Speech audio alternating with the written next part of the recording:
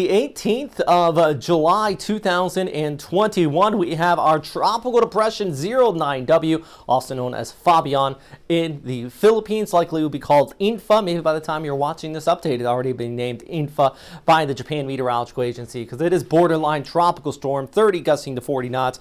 I mean, the convection is there. Low-level center is actually displaced a little bit to the left of that center of circulation, but we have been seeing throughout the day here that this has been organizing more and more over the last 12 hours. Plus, look at the convection flowing in on the west coast of the Philippines. Even some reports of flooding around Manila as well. That is another topic that I'll get to here in just a second, kind of the impact there. But there's a look at our storm, by the way. That is Okinawa right there. That is Minami Daito, part of the Okinawan Islands, or at least Okinawa Prefecture, east of Okinawa Honto. This is south of there. You can see all the convection. Oh, your eyes are really drawn to these areas in the green and red, but look at some of the low-level clouds. You can see it right there, kind of sweeping around.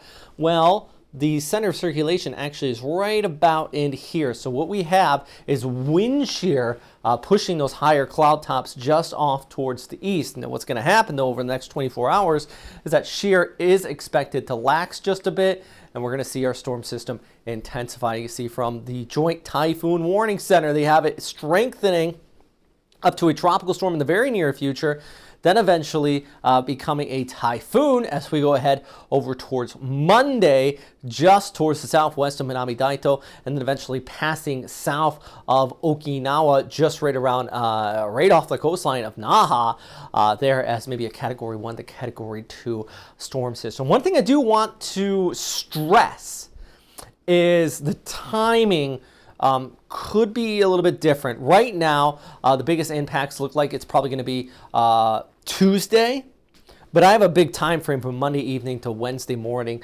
for these highest of the winds, because this is going to be passing towards the south, but in a kind of almost a weak steering flow. The timing is going to be a little bit off. Wind damage, possibility.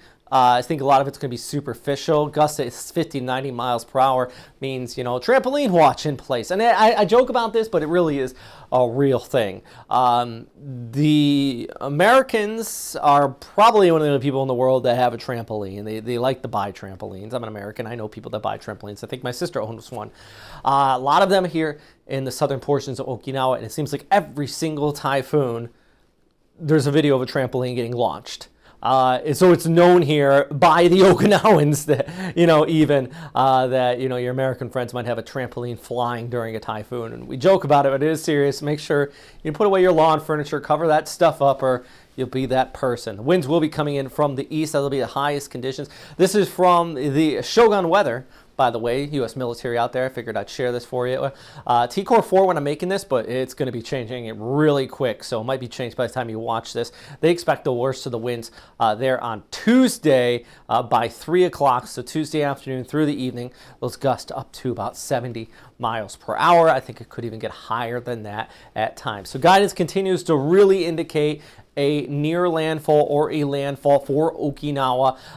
Watch out for those T-cores if you are military there, but do not expect signal force warnings, by the way, in the Philippines. That's something I really want to stress, mainly because our storm system's well towards the north.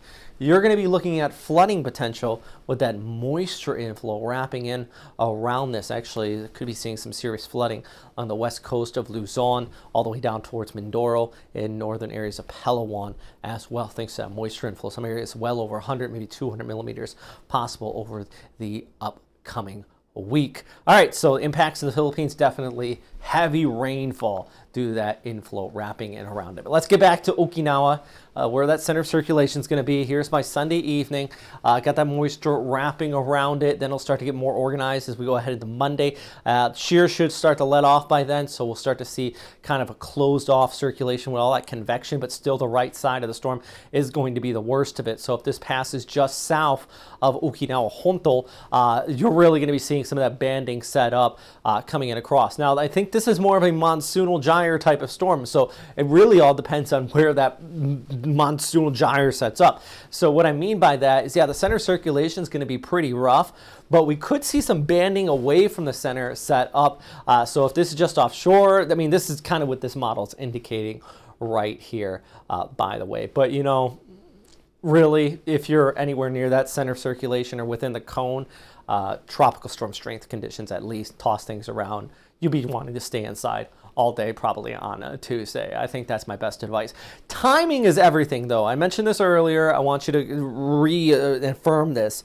The timing could change. This is moving as it tracks towards the north and west. Actually, the GFS model has it lingering here just a bit. So it could be sitting around for a little while as well, and that's why you want to continue to track back in for those newest updates. For the arrival of this storm, they'll know those information from the official sources. Prepare to evacuate if needed. I don't think you're going to need that in Okinawa, but maybe for my friends in the Philippines, seeing that wraparound impacts as well. By the way, check out our Patreon. I got some new graphics coming in the near future here. Thank you very much for everybody who has been donating, helping out. I got Mike, Lisa, Carrie. Actually got just today a few new people from Okinawa as well. I still got to put your names in here, but thank you. I think one of them is Karen. I just, if you're watching, thank you very much. Just added the tropical depression category for her. So I truly, truly appreciate it. Rich, Ron, Tammy, Tracy, Resty, thank you guys. The super typhoon categories. $10 a month. You get some of the behind the scenes stuff, but here's the deal. YouTube doesn't pay well to make these videos at all. My CPM is very low, especially since the bulk of my audience is in Eastern Asia, and it's just very, very low for YouTubers. So Patreon helps keep these updates going.